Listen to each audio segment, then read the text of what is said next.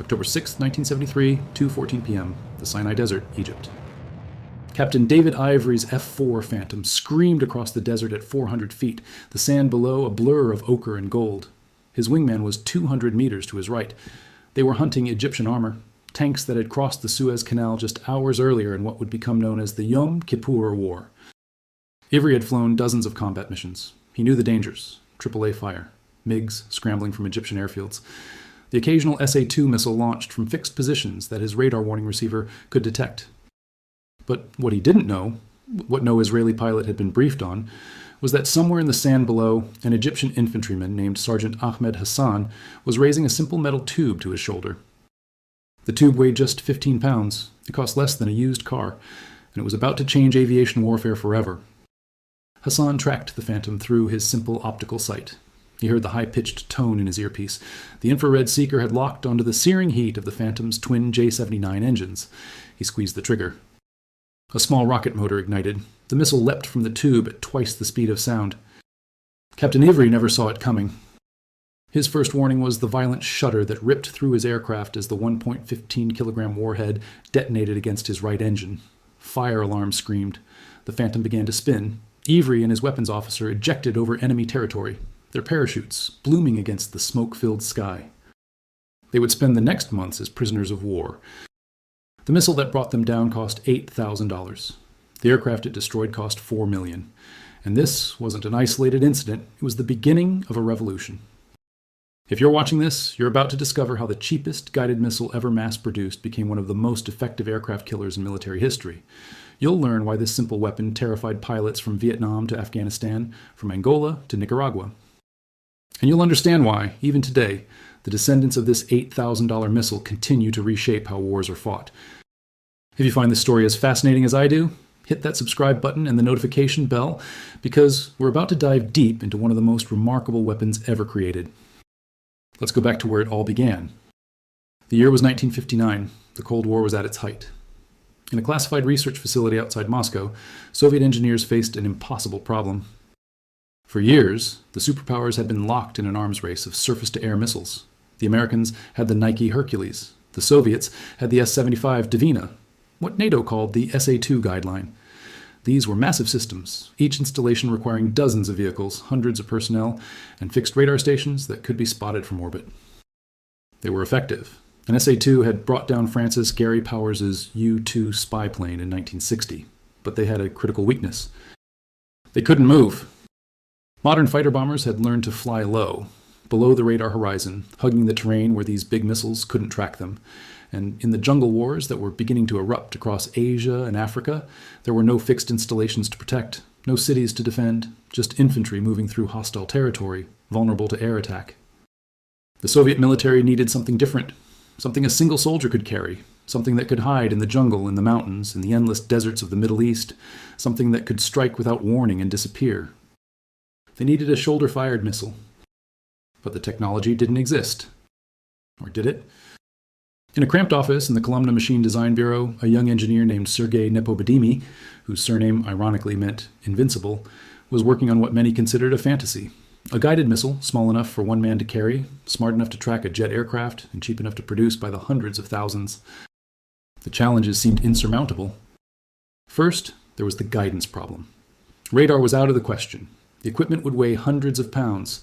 Radio command guidance required a separate operator with a joystick. Trying to steer a missile moving at twice the speed of sound toward a target moving nearly as fast, the human reaction time simply wasn't fast enough. That left infrared, heat-seeking technology. But the infrared seekers of 1959 were primitive. They could barely distinguish between a jet engine and the sun. They were confused by clouds, by reflections off water, by the heat of the desert sand itself. And then there was the size constraint. The entire system, missile, launcher, and seeker, had to weigh less than 15 kilograms. It had to be simple enough that a conscript with minimal training could use it effectively. It had to work in the Arctic cold of Siberia and the tropical heat of Cuba. What Nepobedimy and his team created would take nearly a decade of trial and error. They called it the 9K32 Strela II. Strela meaning arrow in Russian. But what happened during those years of development would set the stage for everything that followed. The first prototypes were disasters. In early tests, the seeker heads would lock onto anything hot. The sun, campfires, even the body heat of soldiers standing too close to the launcher. One test missile famously turned around and chased the launch crew, forcing them to dive into a ditch. The engineers went back to the drawing board. They developed a cooling system using compressed nitrogen that chilled the seeker head to negative 200 degrees Celsius, making it far more sensitive to the specific infrared signature of jet exhaust. They added filters that blocked out background radiation from the sun and ground. But they still faced the fundamental problem of hitting a target moving at 500 miles per hour with a missile that could only pull a few Gs of maneuver. The Strela needed to lead its target to predict where the aircraft would be, not where it was. The solution was elegant in its simplicity. Rather than trying to compute a complex intercept course, which would have required computing power that didn't exist in a package that small, the engineers designed the seeker to use proportional navigation. It simply measured the rate at which the angle to the target was changing and commanded the missile to turn at a rate proportional to that change. If the target was moving right across your field of view, the missile would turn right. If the target was getting closer but not moving sideways, the missile would fly straight. This required no computer at all, just an elegant arrangement of spinning mirrors and analog circuits. But there was a catch, and this catch would define the weapon's limitations for decades. The seeker could only track targets from behind. The infrared signature of a jet engine viewed from the front, with the hot exhaust hidden behind the cold compressor face, was far too weak for the primitive seeker to track. The missile had to see the tailpipe directly. This meant pilots could defeat the weapon simply by flying toward the threat, rather than away from it. This limitation was considered acceptable. After all, an aircraft attacking a position would usually be flying toward it first, then away after releasing its weapons. The Strela was designed to punish that escape, to make pilots pay for every attack run. In 1968, the Strela II was declared operational. But the Soviet military had a problem. They had a revolutionary weapon with no way to know if it actually worked in combat. Testing against drone targets on a range was one thing. Hitting a real aircraft, flown by a pilot fighting for his life, was another. They needed a war. They would soon get one. March 28, 1969, the skies over the Suez Canal. The war of attrition between Israel and Egypt was grinding into its second year. Israeli aircraft dominated the skies, striking Egyptian positions with near impunity. The Egyptians had Soviet-supplied SA-2 missiles, but the Israelis had learned to fly below their engagement envelope. Soviet advisors watched with growing frustration, and then they received a shipment of crates from Moscow, the first Strela II missiles to reach a combat zone. The Egyptians were skeptical. They looked at the simple tube, the minimal training materials, and wondered how this toy could bring down the Israeli jets that seemed invincible. They would soon find out. On the morning of August 19, 1969, an Israeli A-4 Skyhawk was attacking Egyptian positions near the canal. The pilot, confident in his low-altitude approach that kept him safe from the Big Sams, made his run and began to pull away. An Egyptian soldier raised his Strela and fired. The missile streaked across the sky, its small rocket motor burning for just 4 seconds before going ballistic. But 4 seconds was enough. The seeker held lock. The missile closed at 500 meters per second. The Skyhawk shuddered. Smoke poured from the engine. The pilot managed to nurse his crippled aircraft back across the canal before ejecting over friendly territory. It was the first confirmed kill by a shoulder-fired missile in history. News of the engagement spread through the Egyptian forces like wildfire.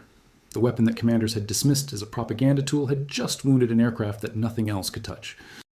But this was only the beginning. The true test of the Strela would come 4 years later in a war that would reshape the balance of power in the Middle East. October 6, 1973. Yom Kippur, the holiest day in the Jewish calendar. At 2:00 p.m., 2,000 Egyptian artillery pieces opened fire along the Suez Canal. Simultaneously, 8,000 Egyptian infantrymen began crossing the waterway in rubber boats. Within hours, they had established bridgeheads on the Israeli-held East Bank. The Israeli Air Force was the obvious response. For years, Israeli pilots had been the deciding factor in Middle Eastern conflicts. In 1967, they had destroyed the Egyptian Air Force on the ground in hours. But 1973 was different. The crossing Egyptian forces carried an unprecedented concentration of air defense weapons. SA-6 missiles, radar-guided guns, and, critically, thousands of Strela II launchers distributed to infantry squads throughout the assault force. When the first wave of Israeli Phantoms and Skyhawks arrived to stop the crossing, they flew into a wall of fire. The SA-6 missiles forced them down into the low-altitude envelope where they had always been safe. But now that envelope was death. Strela missiles rose from the sand like angry wasps. The missiles were small, smokeless after their brief boost phase, virtually invisible to pilots focused on ground targets. In the first 3 days of the war, Israel lost 44 aircraft. Nearly a third of those kills were attributed to Strela missiles. Colonel Aviam Sella, who flew combat missions during those desperate days, later described it as flying through a storm of fire you couldn't see coming. The Strela missiles were everywhere. An Israeli pilot would make his attack run, pull up, and feel his aircraft shudder, as a missile he never saw exploded against his tailpipe. Some pilots ejected, others didn't have time. The wreckage of Israeli jets littered the Sinai. But here's the detail that military analysts found most troubling. The Strela missiles cost $8,000 each. The Egyptian forces fired hundreds of them during those first days. Even if only 1 in 10 hit their target, the economics were devastating. A $4 million F-4 Phantom brought down by an $8,000 missile. A pilot who had cost over $1 million to train, killed or captured. The Israelis were losing the arithmetic of war. What happened next would force a complete rethinking of aerial warfare. And the lessons learned in those bloody October days would echo through every conflict for the next 50 years. But first, let me tell you about a problem that emerged during the Yom Kippur War. A problem that would haunt military planners for decades. It was called the Golden BB. In military slang, a Golden BB is a lucky shot. A single bullet or small weapon that, by chance, brings down an aircraft. Before the Strela, Golden BBs were rare. A pilot's main threats were radar-guided missiles and concentrated anti-aircraft artillery fire. These could be avoided with training, tactics, and electronic countermeasures. But the Strela created a new kind of threat. The Golden BB that wasn't lucky at all. It was guided. Any infantry squad with a Strela launcher could threaten any aircraft flying below 10,000 feet. There were no radar emissions to warn the pilot, no telltale dust cloud from a large missile launch, just a soldier with a tube and a few hours of training. This changed everything. Before October 1973, close air support was the king of the battlefield. A flight of fighter bombers could break an enemy assault, destroy a tank column, turn the tide of a battle. Aircraft operated with relative impunity against ground forces that had only machine guns and lucky shots to defend themselves. After October 1973, that era was over. The Israeli Air Force had to completely revise its tactics. No longer could pilots make repeated attack passes on a target, confident in their speed and altitude. Now, every pass was a gamble. Every second over enemy territory meant another chance for a Strela to find them. New tactics emerged. Aircraft attacked in pairs, one providing suppression while the other made its run. Approach altitudes increased, sacrificing accuracy for survival. Standoff weapons became critical, bombs and missiles that could be released from higher, safer altitudes. The Americans were watching closely. Their own pilots were facing similar threats in Vietnam, where the Soviets had supplied the North Vietnamese with Strela missiles. The losses there, while less concentrated than in the Yom Kippur War, were equally alarming. What made the Strela so effective wasn't just its low cost or its portability, it was its simplicity. An SA-2 missile battery required months of training to operate effectively. The radar operators, missile guidance officers, and command staff needed to work together as a coordinated team. A single mistake could mean a missed target, or worse, a missile that went rogue and struck a civilian aircraft. The Strela could be taught in hours. Soviet training manuals outlined a simple procedure. Spot the aircraft, point the launcher, wait for the tone, squeeze the trigger. The missile did the rest. This meant that any guerrilla force, any insurgent group, any army in the world could field an effective anti-aircraft capability. All they needed was a shipment of these simple tubes and a few days of training. The strategic implications were profound. Throughout the Cold War, American military doctrine relied on air superiority. In any conflict with the Soviet Union or its allies, American aircraft would sweep the skies clean of enemy fighters and then turn their attention to ground targets. This assumption underpinned everything from NATO's defense of Western Europe to intervention scenarios in the Third World. But what if that air superiority didn't matter? What if, no matter how many enemy fighters you shot down, your aircraft still couldn't operate safely because every infantryman carried a weapon that could kill them? The Strela asked this question, and military planners didn't like the answer. But the Soviets weren't satisfied with their success. Even as the Strela was proving itself in combat, engineers in Kolumna were working on the next generation. The first weakness they addressed was the most obvious one, the need to fire from behind the target. The Strela 3, which entered service in 1974, featured an improved seeker that was somewhat more sensitive to head-on targets. More importantly, it used a cryogenically cooled seeker that could distinguish between an aircraft's engines and the ambient heat of the environment far more effectively. But the real leap came with the 9K-38 EGLA, NATO designation SA-18 Grouse. The Igla, which began development in the late 1970s, represented a quantum jump in capability. Its seeker used a photon detector rather than a simple bolometer, dramatically improving its sensitivity. It could track targets from any angle, head-on, broadside, or from behind. It had better resistance to flares and other countermeasures. And it was still cheap. Not as cheap as the original Strela. The Igla cost around $40,000 per missile, but still orders of magnitude less expensive than the aircraft it was designed to destroy. But here's what's fascinating about the economics. When the United States developed its equivalent to the Strela, the FIM-92 Stinger, they took a different approach. American engineers, accustomed to pursuing technological superiority at any cost, created a weapon that was far more capable than its Soviet counterpart. The Stinger's seeker was more sensitive, its rocket motor was more powerful, its warhead was more lethal. It could engage targets at longer ranges and higher altitudes. It also cost 3 times as much. The original Stinger cost around $38,000 per missile in 1980s dollars. Later variants cost even more. The latest Stinger variants reportedly cost around $120,000 each. Now you might think that the extra capability justified the extra cost, and in some ways it did. American pilots who faced Stingers in hostile hands, during the Soviet-Afghan War for instance, found them far more difficult to evade than the older Strela. But here's the catch. In actual combat use, the cheaper weapon often outperformed the more expensive one. Why? Because of the numbers game. If you have a limited budget for air defense, say $50 million, you can buy either 400 Stingers or 6,000 Strelas. In a chaotic combat environment where missiles miss, malfunction, or are destroyed before they can be used, having 15 times as many weapons makes an enormous difference.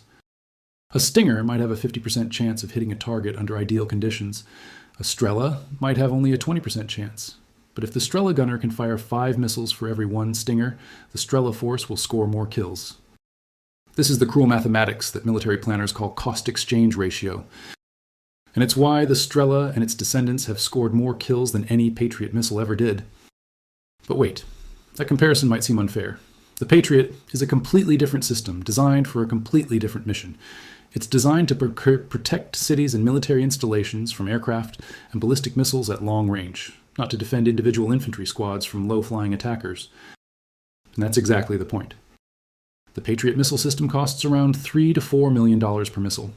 A single Patriot battery, with its radar, command center, and launchers, costs over $1 billion. Operating and maintaining these systems requires specialized personnel who undergo months of training. During the Gulf War of 1991, Patriot batteries claimed to have intercepted Iraqi Scud missiles threatening coalition forces and Israeli cities. The reported success rates were initially quite high, over 90% according to Army claims. But subsequent investigations painted a different picture.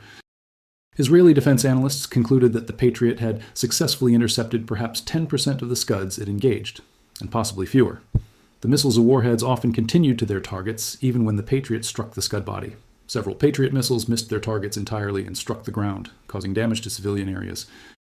One Patriot missile famously failed to launch at all when a software error caused its tracking radar to lose lock on an incoming Scud. That Scud struck a barracks in Dhahran, Saudi Arabia, killing 28 American soldiers, the deadliest single attack on coalition forces during the entire war.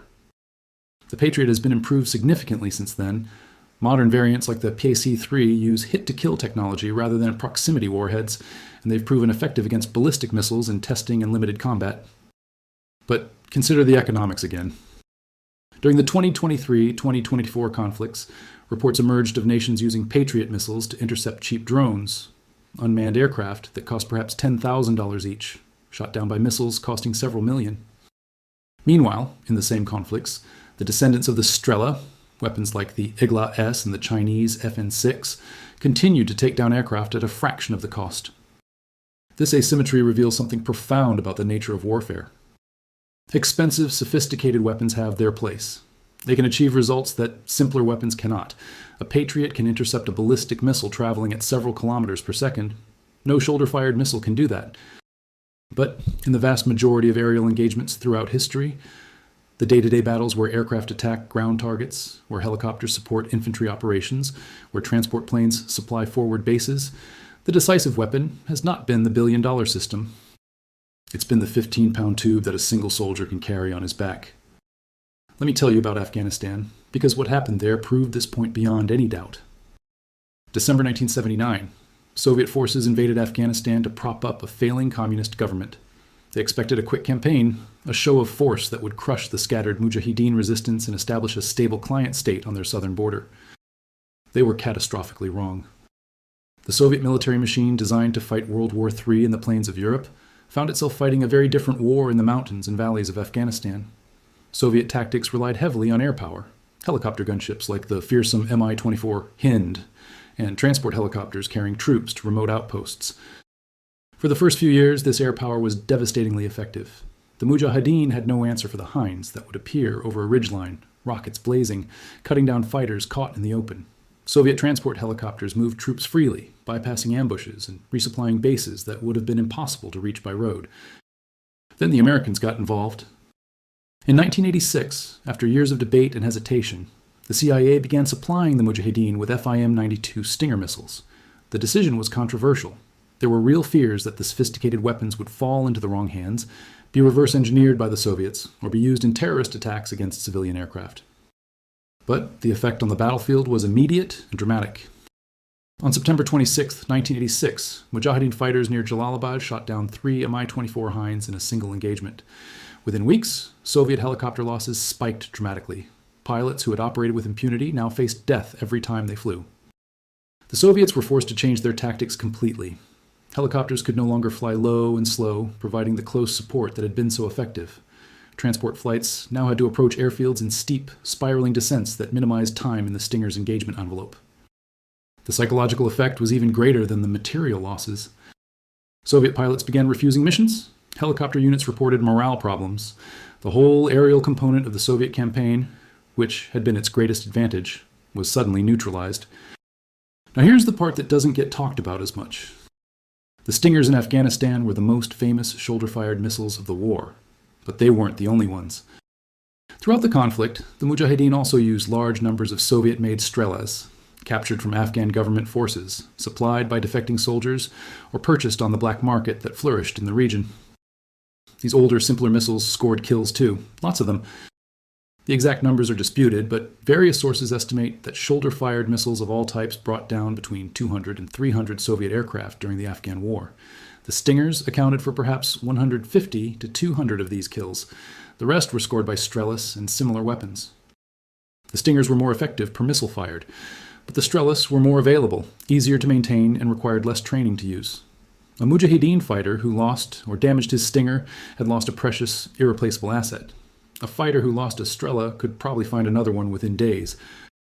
When the Soviets finally withdrew in 1989, they had lost around 500 aircraft of all types. Transport planes, helicopters, jets. The shoulder-fired missile, more than any other single factor, had made their air power ineffective. It was the Strela's ultimate vindication.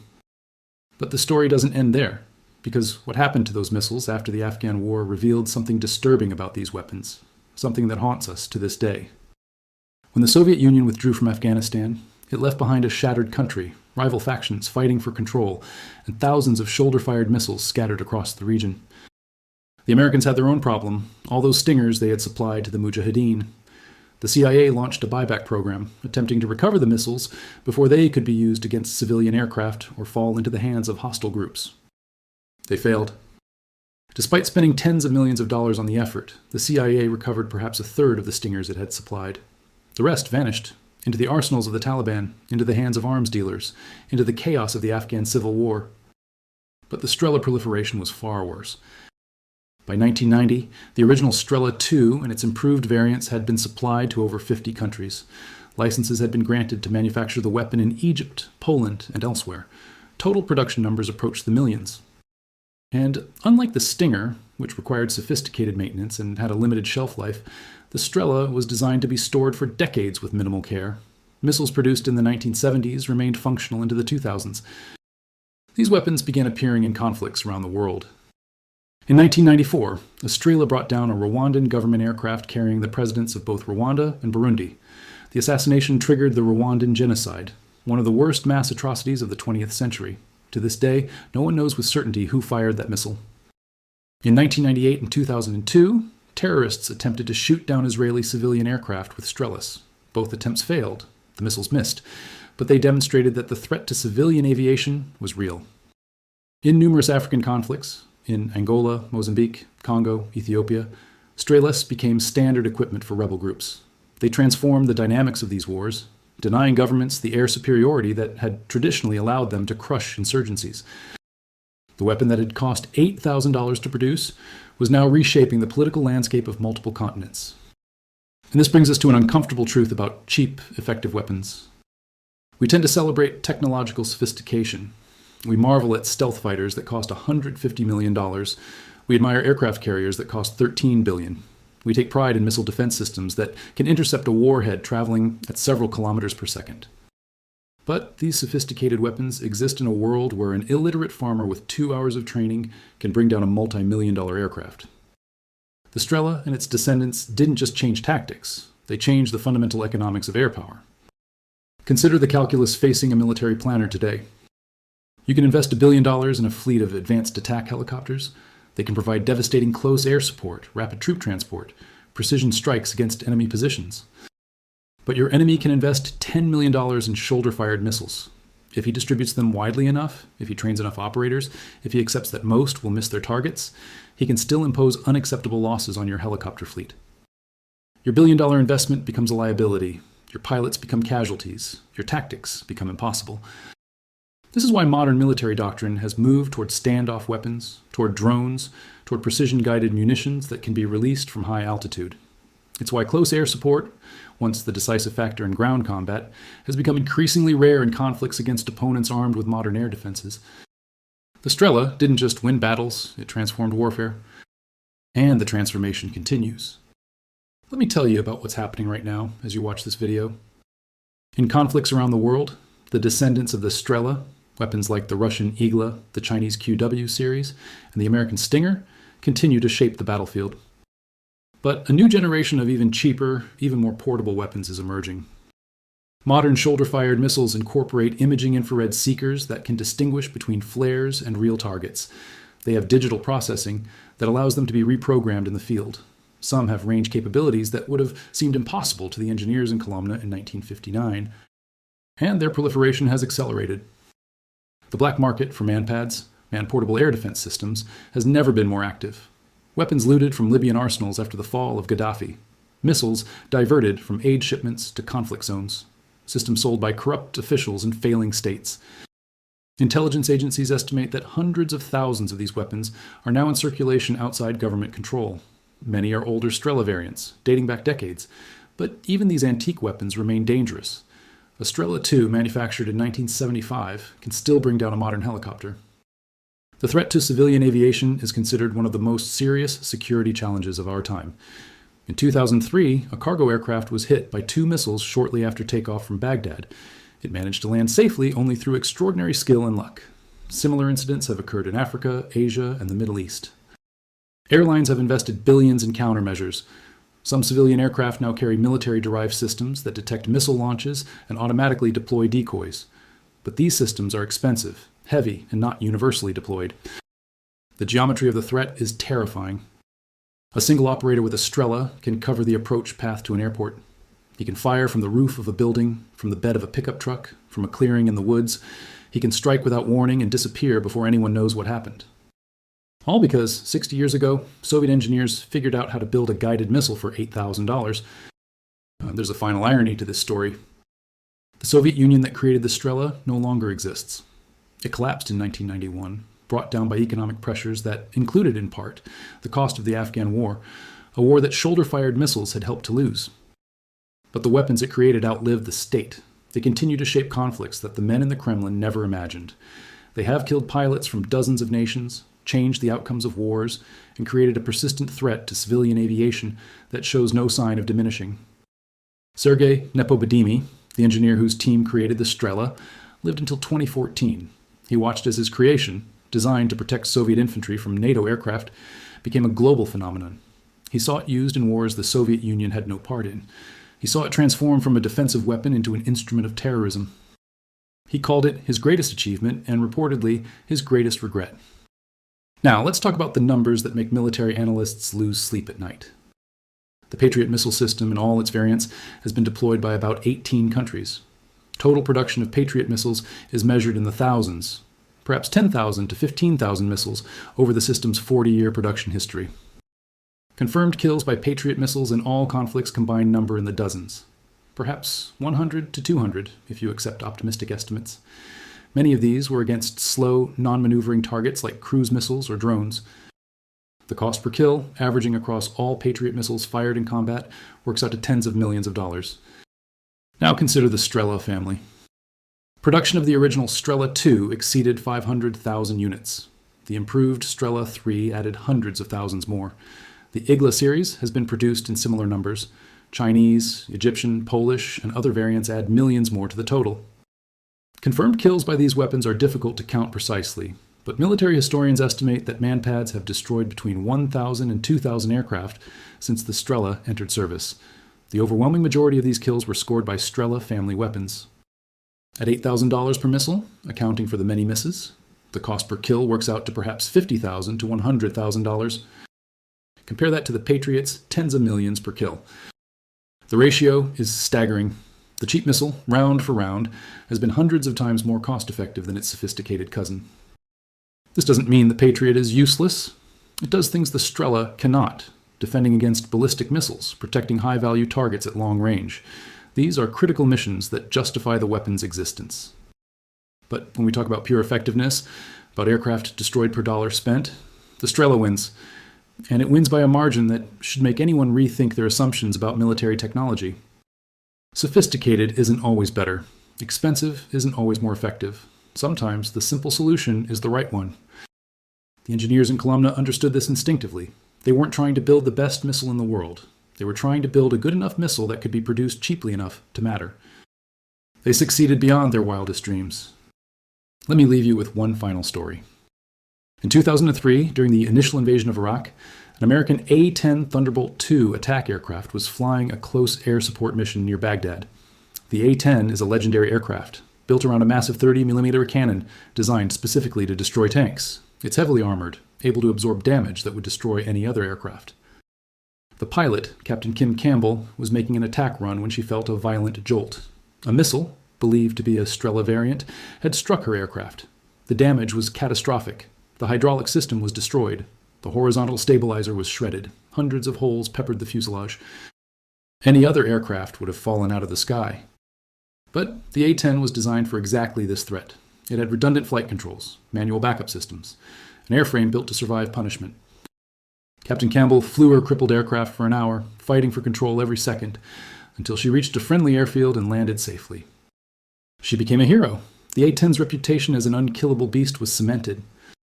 But think about what this story really means. The A-10 costs about $20 million. It requires highly trained maintenance crews, specialized munitions, and extensive support infrastructure. It was specifically designed, at enormous expense, to survive hits from weapons like the Strela. And a missile that cost $8,000 still nearly brought it down. A slightly different hit angle, a more vulnerable part of the aircraft, a less skilled pilot. Any of these factors could have turned a story of heroic survival into another statistic. The Strela didn't care about the A-10's armor, its reputation, or its cost. It simply tracked the heat signature of the engines and flew toward it. That's the ultimate lesson of this weapon. You can spend billions on sophisticated aircraft. You can train elite pilots for years. You can develop advanced armor and redundant systems and electronic countermeasures. But somewhere, a soldier with a simple tube is waiting. And all it takes is one lucky shot. The Strela and its descendants have changed warfare in ways that are still unfolding. They have democratized air defense, putting the power to destroy aircraft in the hands of anyone who can carry a 15-pound tube. They have made close air support dangerous, helicopter operations risky, and low-altitude flight potentially suicidal. They have killed thousands of aircrew from dozens of nations. They have shaped the outcomes of wars. They have created a global security threat that shows no sign of diminishing. And it all started with a simple question: how do you build a guided missile that costs less than a used car? The answer changed the world. If you found this story fascinating, make sure to subscribe and hit that notification bell so you don't miss our next deep dive into the weapons, tactics, and technologies that have shaped modern warfare. Until next time.